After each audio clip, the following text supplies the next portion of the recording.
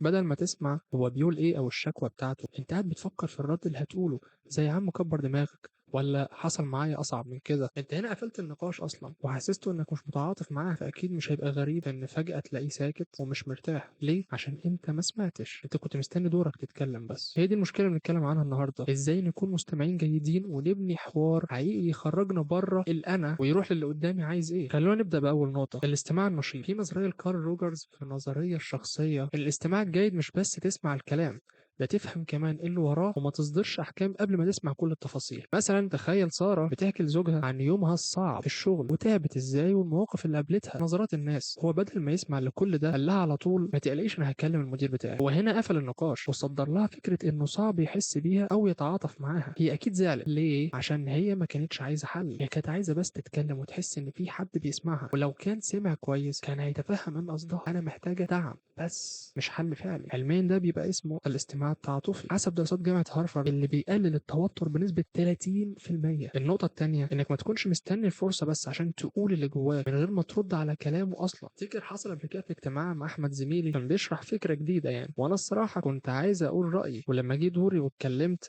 انا شايف ان كذا كذا كذا، لقيت رد صدمني من زميلي اللي قاعد جنبي بيقول لي امال احمد كان بيقول ايه. وفعلا لو كنت سكت كنت هفهم ان فكرته كانت بترد على كل اللي انا عايز اقوله اصلا. علميا ده اسمه الانانيه الاجتماعيه. بنسبه 60% بنركز على نفسنا بس، وده بيدمر الثقه. عشان كده خلي الحوار مبني على الخروج بره الذات، شوف اللي قدامك محتاج ايه وايه قصده فعلا، عشان ما توصلش لمرحله ان كل ما تسال عن اخبارها يكون الرد انا كويسه، بس في الواقع هي تعبانه جدا. مش كل الناس زي بعض، اللي بيضايقك مش بيضايق غيرك، والعكس صحيح، ممكن غيرك بيتضايق من حاجه مش بتفرق معاك اصلا. فمحدش يستهيف نقاش مع حد ما يكون متضايق عشان لما حكى معاك انت بالنسبه له كنت ملجأ، فما تخلوش يندم على ده. يبقى باختصار كن مستمع جيد، ما تصدرش احكام قبل ما تفهم صح، ما تكونش اناني في الحوار، واخرج بره ذاتك عشان تفهم احتياجات اللي قدامك. جرب ده في حياتك وهتلاحظ فعلا فرق.